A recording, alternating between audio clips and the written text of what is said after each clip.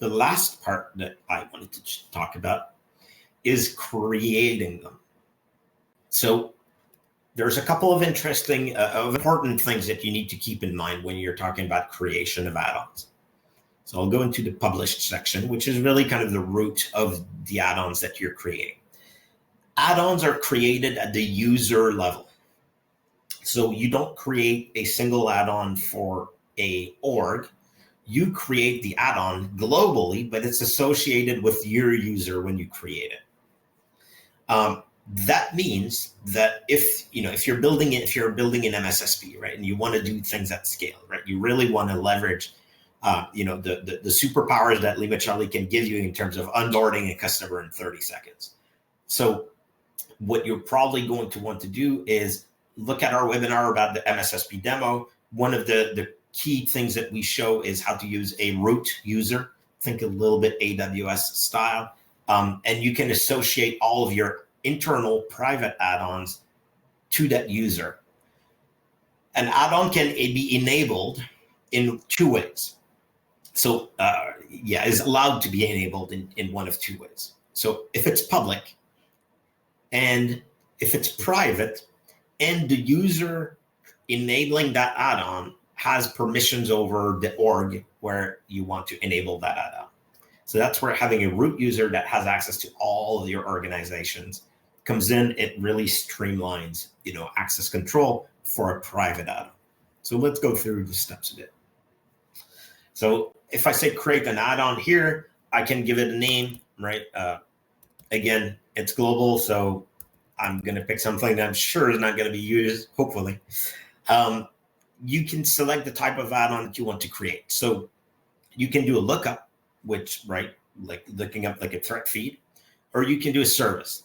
I won't get into the details around the service, but the important point to keep in mind for services is when you create a service, by default, it's going to be private. So as described just a minute ago. If you want to make a service public, we're super happy about that. We want to help you. If you can, if you want to monetize it, also super happy about that. And you just need to talk to us so that, we can make sure, all the T's are crossed. So let's go through a lookup.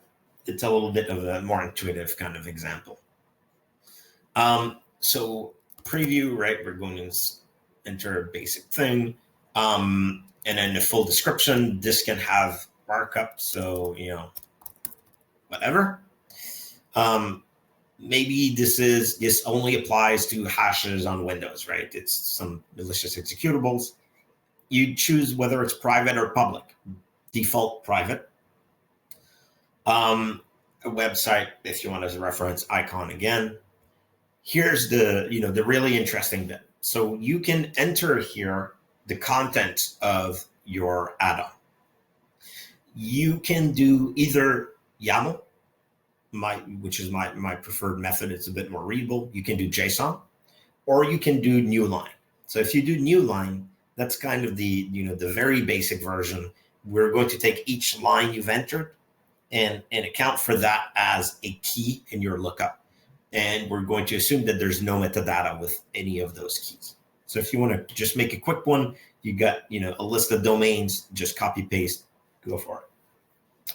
If you want a bit more information though, so here's what we could do. I could say, evil.exe. Maybe what I'm, this is a feed of or a list of bad executable names. Obviously this is kind of silly, right? But whatever. So I would say, okay, my first key is evil.exe. And here's the metadata I want to associate with it. So maybe I want to say, well, the source of this is VirusTotal. And then important, maybe I keep, an importance flag. I'm going to say this is important.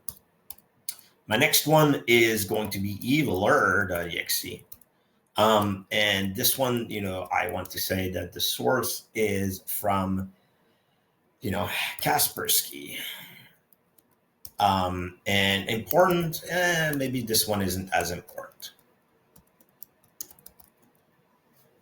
So I can create that.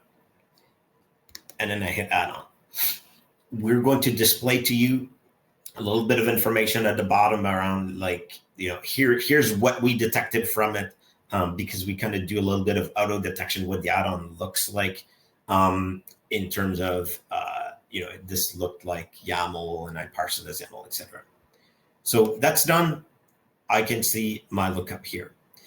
From this point on, it's private. So it's not going to be on the marketplace for everybody. However, if I'm a member of an organization, I will be able to go into that organization and subscribe to it, and use it as if it was public.